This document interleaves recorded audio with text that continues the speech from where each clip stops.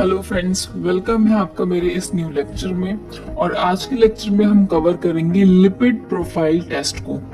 तो चलिए शुरू करते हैं। देखिए, लिपिड क्या होता है। ये जो फैट्स है, कोलेस्ट्रॉल है, फैटी एसिड्स है, फॉस्फोलिपिड्स है, ये सब लिपिड्स होते हैं। और हमारी बॉडी जो होती है वो लिपिड को खुद बनाती है। बॉडी में एक ऑर्गन है जिसका नाम है लीवर।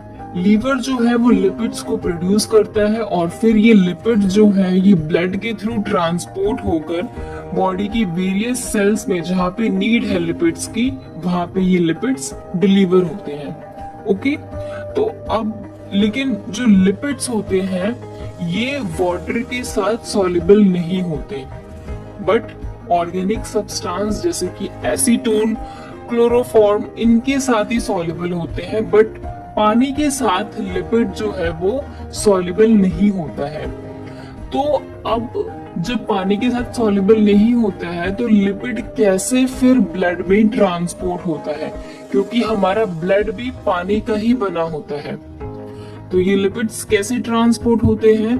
तो लिपिड्स को ब्लड में ट्रांसपोर्ट करने के लिए लाइपोप्रोटीन्स की जरूरत होती है। लाइपोप्रोटीन्स क्या होते हैं? लाइपोप्रोटीन्स जो होते हैं वो लिपिड और प्रोटीन का एक कॉम्बिनेशन होता है। लिपिड्स तो वाटर में इनसॉल्युबल होते हैं, बट जो प्रोटीन है वो वाटर में सॉल्युबल होता है। तो आप इमेज में देख सकते हैं, ऐसे में प्रोटीन का एक शेल बन जाता है जिसमें सारे लिपिड्स जो होते हैं वो इस शेल के अंदर आ जाते हैं, जैसे कोलेस्ट्रॉल, फैटी एसिड्स, ट्राइग्लिसराइड्स, ये सब जो होते हैं शेल के अंदर आ जाते हैं। और क्योंकि बाहर का एरिया प्रोटीन होने की वजह से वाटर सॉल्युबल है, तो ये फिर इजीली ब्लड में ट्रांसपोर्ट कर पाता है लिपिड को, और बॉडी में जहां पे भी लिपिड्स की नीड है वहां पे ये फिर इजीली ट्रांसपोर्ट हो जाते हैं। तो इन लाइपोप्रोटीन्स की वजह से ही जो लिपिड है वो हमारे बॉडी में ब्लड में ट्रांसपोर्ट होते हैं। तो देखिए, अब आपने पढ़ा होगा कि जो कोलेस्ट्रॉल है, जो फैट होता है, वो बैड होता है। तो अगर वो बैड होता है तो हमारी बॉडी उसे क्यों बनाती है? हमारी बॉडी इन फैट्स को, कोलेस्ट्रॉल को, लिपिड्स को इसलिए प्रोड्यूस करती है क्योंकि ये लिपिड्स जो होते हैं वो हमारी बॉडी में एक एसेंशियल रोल प्ले करते हैं। जैसे कि हार्मोन सिंथेसिस में कोलेस्ट्रॉल का जो है मेन रोल होता है। हार्मोन सिंथेसिस में एड्रिनल हार्मोन्स में जो कॉर्टिसोन और जो कॉर्टिसोन होते हैं वो कोलेस्ट्रॉल से ही बनते हैं। कॉर्टिसोन वो जो कि बॉडी में सोडियम, पोटेशियम और वाटर की रेगुलेशन को बैलेंस करता है। कॉर्टिसोल वो जो कि स्ट्रेस से हमको रिलीफ करता है। इसके अलावा जो सेक्स हार्मोन्स होते हैं जैसे कि टेस्टोस्टेरोन, प्रोजेस्टेरोन और एस्ट्रोजन, इनका सिंथेसिस भी कोलेस्ट्रॉल की वजह से ही होता है। हमारी बॉडी में जो विटामिन डी होता है वो भी कोलेस्ट्रॉल से ही बनता है। हमारी बॉडी में जो सेल मेम्ब्रेन है उसका सिंथेसिस भी फैट और कोलेस्ट्रॉल की वजह से ही होता है। ठीक है, इसके अलावा जो बाइल एसिड्स और जो बाइल सॉल्ट्स हैं वो भी कोलेस्ट्रॉल से ही बनते हैं। इसके अलावा हमारी बॉडी में जो फैट्स, जो फैटी एसिड्स होते हैं वो एनर्जी के फॉर्म में भी स्टोर हो जाते हैं ताकि ड्यूरिंग स्टार्वेशन हमें एनर्जी मिल सके। तो अब जब ये कोलेस्ट्रॉल इतना एसेंशियल रोल प्ले करते हैं हमारी बॉडी में, तो व्हाई इट इज बैड? देखिए, too much of any good thing is bad for us. हमारी बॉडी लिपिड्स को उतना ही प्रोड्यूस करती है जितनी हमारे बॉडी को नीड है। बट अगर हम अपनी डाइट में ऐसे फूड जो है वो इनटेक कर रहे हैं जिसमें फैट, कोलेस्ट्रॉल बहुत ज्यादा है, तो ऐसे में क्या होगा कि वो जो कोलेस्ट्रॉल है वो हमारी बॉडी में बिल्डअप होने लगेगा। मेनली जो हमारी आर्टरीज होती है, जो ब्लड वेसल्स होती है, उसकी इनर वॉल पे जाके चिपक जाएगा, क्योंकि ये एक वैक्सी सब्सटेंस होता है।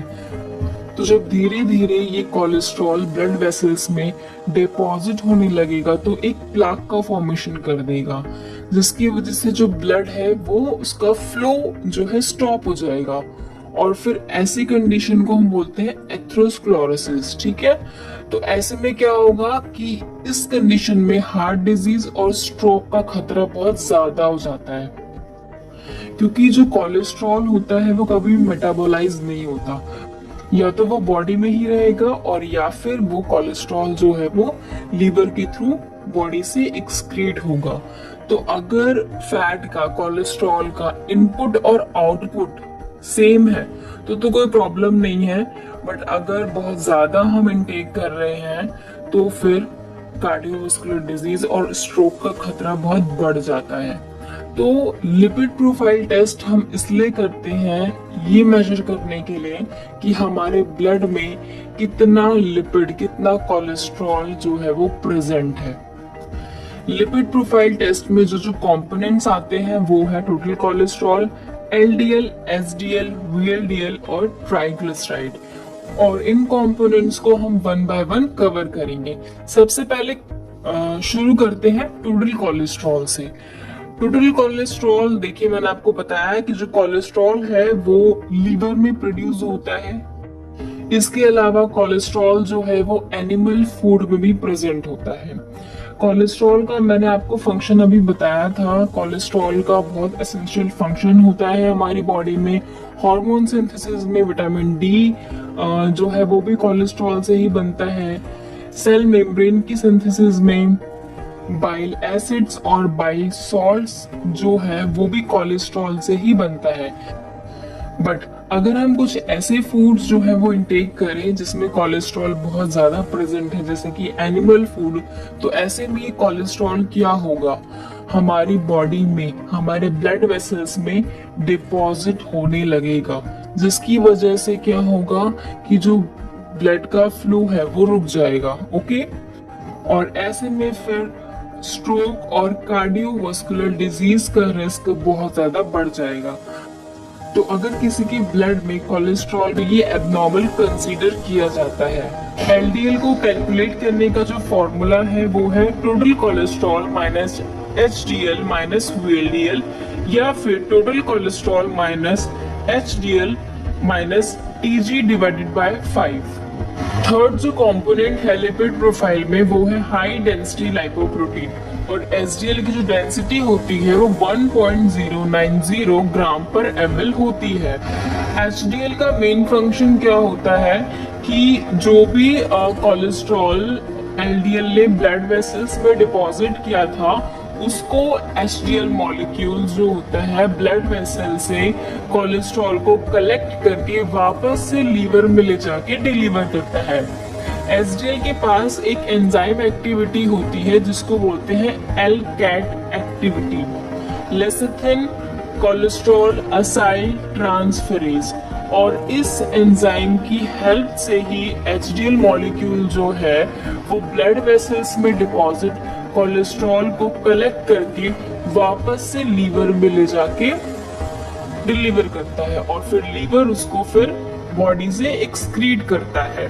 तो इसीलिए हाई डेंसिटी लाइपोप्रोटीन को हम गुड कोलेस्ट्रॉल भी बोलते हैं।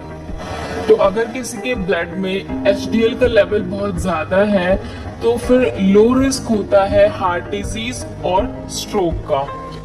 ब्लड में नॉर्मल एचडीएल का जो लेवल है वो मोर देन 50 mg पर डेसीलीटर होना चाहिए, और एचडीएल को कैलकुलेट करने का कोई फॉर्मूला नहीं होता, एचडीएल को हम डायरेक्ट एस्टिमेट करते हैं। फोर्थ जो कंपोनेंट है लिपिड प्रोफाइल में वो है VLDL, very low density lipoprotein, क्योंकि इसकी डेंसिटी बहुत लो होती है 1.006 ग्राम पर ml। वीएलडीएल भी एक तरीके का ब्लड फैट होता है। वीएलडीएल भी लीवर से ही सिंथेसाइज होता है। इसका फंक्शन क्या होता है, जो वीएलडीएल है वो ट्राइग्लिसराइड को क्या करता है, बॉडी की वेरियस सेल्स में ले जाके डिलीवर करता है। वीएलडीएल और एलडीएल दोनों ही बैड कोलेस्ट्रॉल ही होते हैं, बट जो एलडीएल होता है वो कोलेस्ट्रॉल को कैरी करता है, और जो वीएलडीएल होता है वो मेनली ट्राइग्लिसराइड्स को कैरी करता है। बॉडी में वीएलडीएल का जो नॉर्मल लेवल होना चाहिए वो 2 to 30 mg पर डेसीलीटर होना चाहिए। VLDL को कैलकुलेट करने का जो फॉर्मूला होता है वो Tg/5 होता है। लिपिड प्रोफाइल में जो फिफ्थ कंपोनेंट है वो है ट्राइग्लिसराइड्स। ट्राइग्लिसराइड्स को हम ट्राई एसाइल ग्लिसरॉल भी बोलते हैं और मोस्टली ट्राइग्लिसराइड्स जो होता है वो ऑयली फूड में ज्यादा प्रेजेंट होता है। ट्राइग्लिसराइड्स का मेन फंक्शन क्या होता है? ट्राइग्लिसराइड्स जो होते हैं वो फैटी एसिड्स के फॉर्म में बॉडी में स्टोर हो जाते हैं और फिर इन्हीं फैटी एसिड्स को हम एनर्जी के फॉर्म में हम यूज कर सकते हैं ड्यूरिंग स्टार्वेशन। ब्लड में ट्राइग्लिसराइड्स का जो लेवल है वो लेस देन 150 mg/dL होना चाहिए। अगर इससे अबव है तो फिर पेशेंट को कार्डियोवास्कुलर डिजीज का खतरा बहुत ज्यादा बन जाता है। ओके, ट्राइग्लिसराइड्स को कैलकुलेट करने का जो फॉर्मूला होता है वो VLDL/5 होता है। ओके, तो फ्रेंड्स आज के लेक्चर में हमने लिपिड प्रोफाइल को कवर किया है। अगर आपको मेरी वीडियो पसंद आती तो मेरी वीडियो को प्लीज लाइक करिए, सब्सक्राइब करिए और अपने फ्रेंड्स के साथ भी शेयर करिए। मिलते हैं नेक्स्ट वीडियो में। Thank you.